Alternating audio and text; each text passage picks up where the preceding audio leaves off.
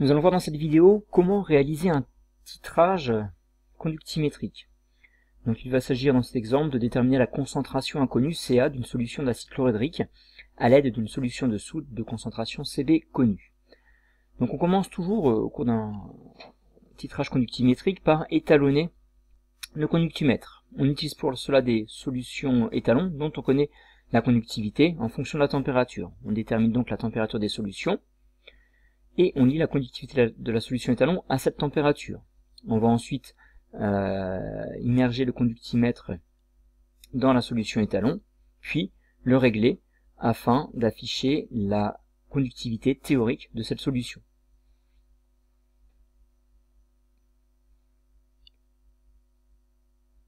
On rince la cellule et le conductimètre est prêt à être utilisé. On va donc prélever de façon précise la solution attitrée, donc elle est ici d'une pipette jaugée qui doit être préalablement mise en milieu à l'aide de la solution.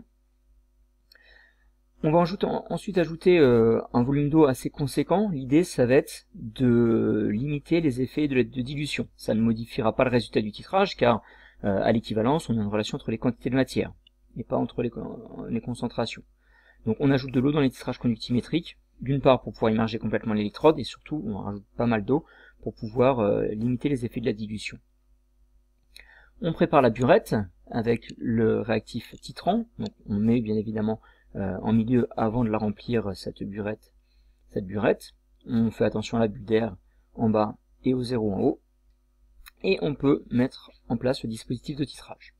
On va introduire la cellule, on met sous agitation, et chaque ajout de réactif titrant, on va mesurer la conductimétrie, la conductivité de la solution. On range le matériel, on rince la cellule, on nettoie la verrerie, puis on peut passer à l'exploitation de ce titrage. Donc on obtient ce type de courbe constituée de deux segments de droite. On va donc à l'aide d'une règle faire passer la droite qui passe le plus près de tous ces points, et le point d'équivalence est à l'intersection des deux droites. On n'est pas forcément sur un des points, c'est bien l'intersection des deux droites. Donc grâce au point d'équivalence, on a le volume de réactif titrant versé à l'équivalence. On va pouvoir donc exploiter le titrage grâce au tableau d'avancement et à l'équation de la réaction qui modélise la transformation.